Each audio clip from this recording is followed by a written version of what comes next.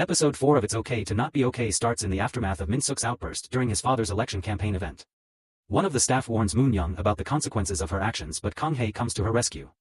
As the assemblyman gets taken to hospital, Min-suk's mother slaps him and blames him for everything.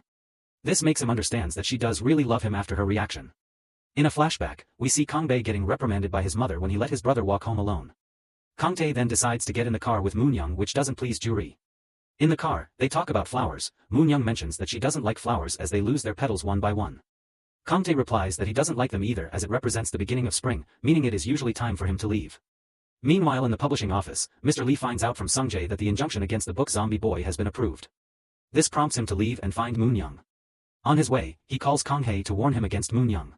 He also reveals that her book sale has been stopped and she needs to start writing a new one. While sharing some ramen, Kang-tae tells Moon-young that her book has been banned and asks her if it is because of what she did for her brother.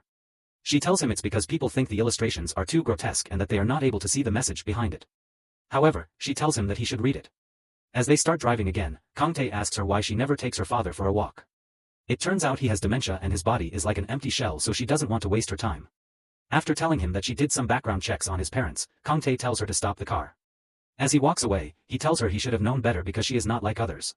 Annoyed that he is not staying with her, Moon-young repeatedly shouts, "I love you," to him, but he ignores her and carries on walking. In the hospital, the staff meets to discuss the incident with Min-suk. The nurses think they should fire Moon-young, but the director decides to see what the patient's condition is before making a decision. In the evening, Kang-tae picks up his brother from school while Moon-young arrives at her mansion and finds Mr. Lee waiting for her in his car. He comes inside with her and asks to come back to Seoul with him and start writing a new book. He doesn't think she should stay in this house though and soon leaves. Later on, Moon-young brushes her hair and remembers her mother holding the brush and creepily telling her how special she is. We then see her standing behind a locked room where a bloody corpse lies on the floor.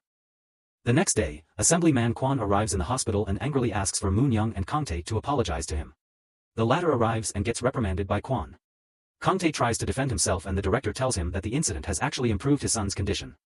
Kwon calls his son useless and declares that if he has to, he will keep moving his son to different hospitals so he stays locked up. His words angers Kang-tae, who tells him that children shouldn't be useful for their parents. Kwon then slaps him after Kang-tae tells him that he shouldn't have had him. Later on, the director shows Bae-yeol the footage of Kwon slapping Kang-tae. He tells her he is thinking to use it to blackmail him and make him donate money to the hospital. At the same time, Moon-young arrives in the hospital and comes face to face with Sang-tae, who is starstruck when he sees the woman. The two take selfies together when Juri sees them in the reception. Moon-young tells her she is here to walk her father as she heard someone got angry when they found out that she hadn't kept her promise. After work, Kang-tae finds his brother and Moon-young talking outside. He doesn't seem too happy though and takes her aside, which upsets Sang-tae. She sees that he has been slapped in the face and insists to know who did it. Instead, he tells her she is actually empty inside. Before leaving,